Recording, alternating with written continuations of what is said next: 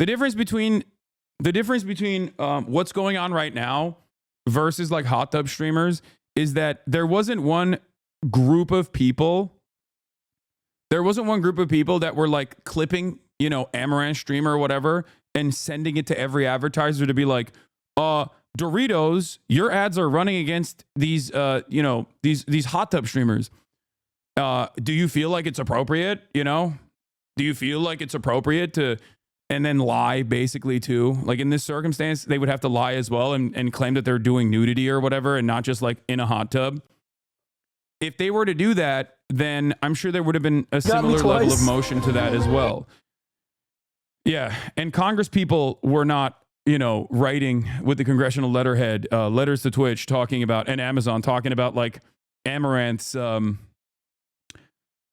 hot tub streams must be put to an end or whatever.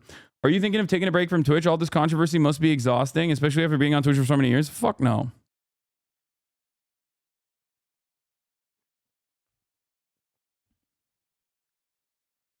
I love how everybody think you got Lowry to remove a part of his video, though you never even watched it. Yeah, that part of the conversation is somewhat tangentially related to what I'm talking about here as well. But that is just an unfortunate byproduct of easily brigadeable subreddits that still play somewhat of a formative role in the way that people understand what's going on in the platform. Everyone is busy. This is a principle that I've held on to for a very long time. Everyone's busy, so they don't have time to like investigate this stuff thoroughly. And so when enough people can go and brigade a subreddit where like people can just like quickly try to figure out what the fuck's going on, and every single comment is like aligned in a certain perspective, then yeah, of course, people are not going to look into it a little bit. They're not going to look into it any further. They're just going to take it for granted that like I hold the purse for Twitch.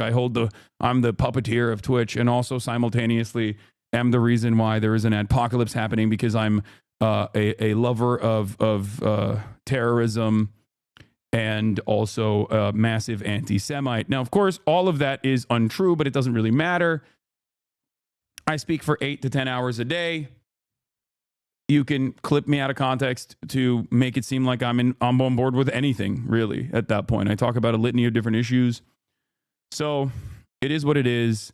But I do think that, even people who could have had like direct access to someone like myself to ask me what they think is going on, like Ludwig, can sometimes get duped by mischief, clip farming, and trying to get a upvoted Reddit post on LSF.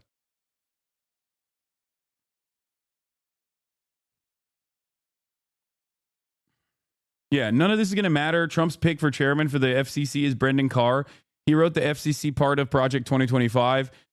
In other news, that is, of course, incredibly not even remotely surprising. Donald Trump is doing a Project 2025 pick. And also, the same, what do you call it? The same 501c3, 501c4 killer bill is back. Republicans are going to try to push through the House again. So there's that as well. What is LSF? It's just a subreddit that people go to try to, to figure out what the fuck's going on Twitch. But it's like completely brigaded at this point, and that's why this sort of stuff pops off. Asmongold says Hasan is the main reason for the Twitch adpocalypse.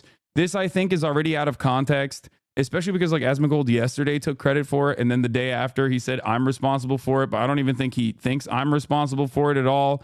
But it doesn't matter. Just ban Hasan. Mizkiff actually knows what's going on. Like all this stuff is immediately brigaded and upvoted like consistently to create a certain narrative.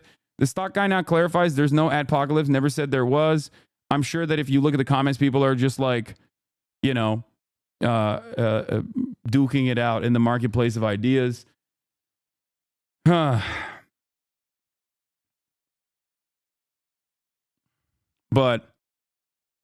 has all this drama caused you to consider taking a break from from not streaming 5 Hearts Under One Roof gameplay. All these years of not streaming 5 Hearts Under One Roof gameplay must have you exhausted. Maybe take a break and stream some 5 Hearts Under One Roof.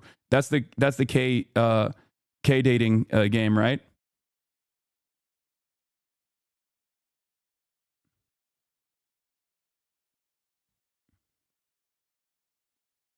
What is this? Right? You live rent free in Hasan's head. Yeah, I mean, this guy is just like endlessly posting about me, but it's okay. I don't really care. It's neither here nor there. It's literally just admin and defense completely. Yeah.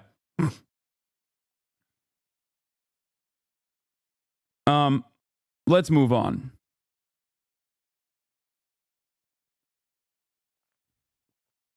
It's become virtually indistinguishable from Destiny subreddit. Yeah, it has, because it's run by a Destiny Orbiter. Destiny has a cult of cyber harassers, basically cyber terrorists. They call themselves the Dalaban.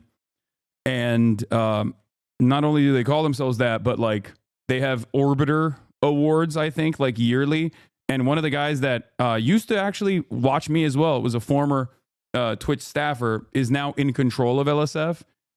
So if you're confused as to why this kind of insane brigading occurs on LSF, not only do they brigade it, they run the actual subreddit, and they also simultaneously will always write in the comments like, Hasan is always brigading LSF. It just, you know, it is what it is.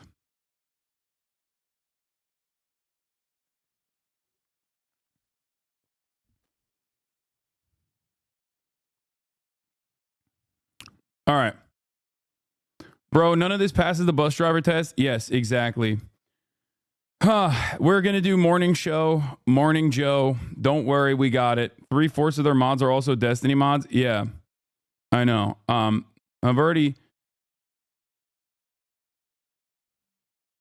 If you don't know what orbiter meaning, it comes out from a meaning a person who constantly hangs out with someone they're attracted to, but too shy to talk to. Yeah. We're gonna do morning Joe. Okay. We're gonna do that in a second. What is this? Did you see the Uncle Sam's earlier stream today regarding Any guess as to who the Department of Education pick? Trump is looking at for Secretary of Education? You know, you never know when it comes to Trump, but if I were to put my money on, I'd put it actually on Tiffany Justice, the Moms for Liberty co-founder. Oh, Jesus. Well, the good news is they no pun intended. They lost a bunch of their school board races, so They did, but she is certainly pushing for this job, and we'll see what happens. Well, I guess we'll see. We're gonna link that. It's hard for me to talk after that. Yeah, I get you. Josh Cowan, professor of education policy at Michigan State University, author of The Privateers: How Billionaires Created a Culture War. 3 Razmian, thank you for the 20 gifted subs. Once again, your support is what maintains my editorial independence and allows me to overcome obstacles such as the ones that we were talking about. You can support the broadcast by subscribing for $6 or for free with a Twitch Prime, or by gifting subs to others so they can also subscribe. This way they will be able to send me links in the chat. And sold school vouchers. Very important for people to understand these dynamics, because this Orbital is going to Pyramid. play out. Thank you for the 10 gifted subs. The culture war part right there. Moms of Liberty. I mean, this is the way that they're doing it, and it's going to be.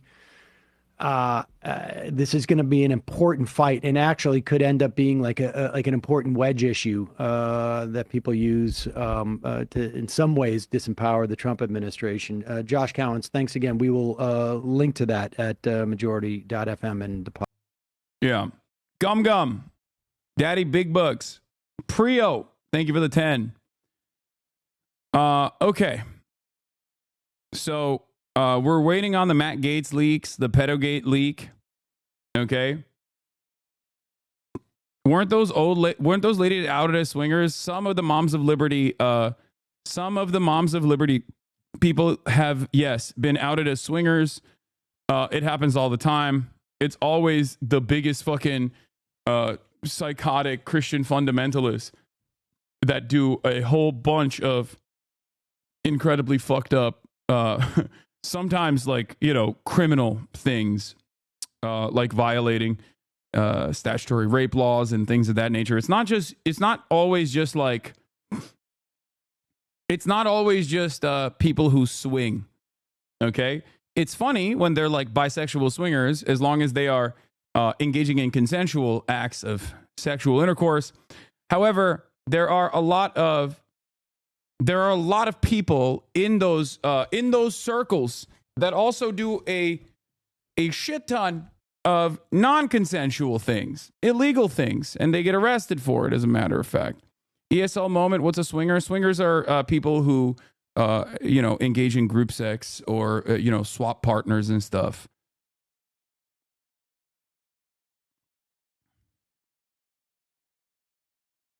You might remind people to re-up their Prime membership now that you aren't running ads. I depended on the ads showing up to remind me. Yeah.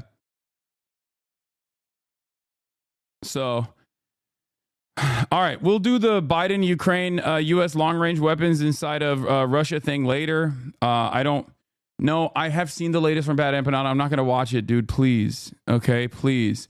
All right. We're going to talk about Pete Hegseth. Mainstream media is, at this point, like a week late. They're a week late on these stories that I uncovered immediately after the Pete Hegseth nom. They're talking about the settlement that Pete Hegseth engaged in with a woman who credibly accused him of sexual assault, and also the tattoos that he has that caused him to not participate in the inauguration, even though he's a part of the National Guard. Why was he not allowed to participate in the inauguration as a part of the National Guard? Because he has right-wing extremist Christian fundamentalist tattoos. He has the Deus Vult tattoo on his arm, and he has the Jerusalem cross on his chest.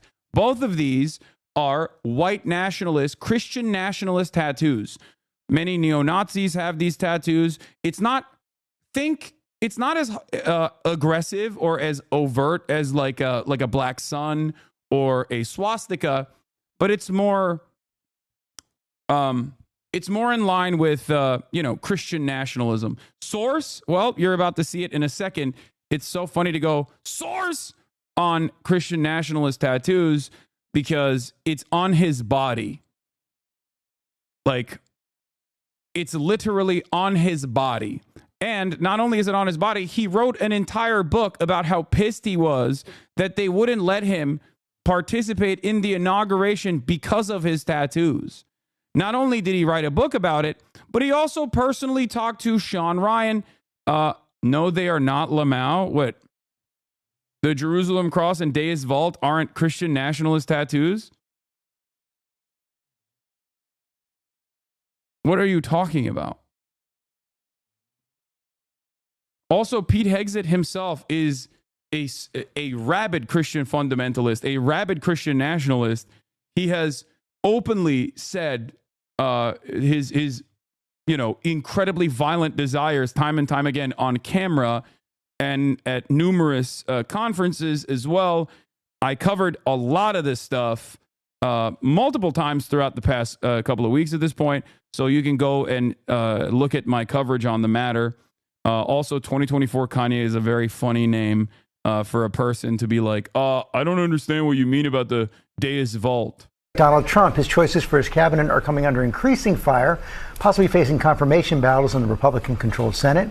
Chief White House correspondent Mary Bruce is at Mar-a-Lago. Good morning, Mary.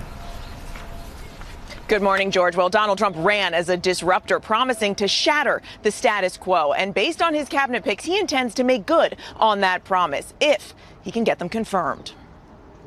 President-elect Donald Trump Saturday at an Ultimate Fighting Championship event alongside controversial members of his new team. As this morning, Trump is gearing up for his own fight to get his cabinet picks confirmed. These are disruptors. They are. I think that's by design. Questions continue to grow over Trump's choice for defense secretary. Fox News host Pete Hegseth. His attorney confirming Hegseth paid a woman who accused him of sexual assault in 2017 as part of a settlement agreement, though claiming the encounter was consensual. Trump was made aware of the incident shortly after he named Hegseth to the position and is standing by him. His team saying that Hegseth has vigorously denied any and all accusations and no charges were filed. We look forward to his confirmation. Hegseth is also under fire for some of his tattoos. Hash Brown 221, thank you for the 521 gifted subs. How are they disruptors when they staff basically the entirety of the apparatus? Yeah, they're not real disruptors, I guess. There are certain aspects of it that is disruptive.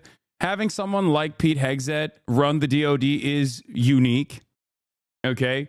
It is unique because he does not have the adequate experience. Like, he is now placed on top of an organization that is literally in charge of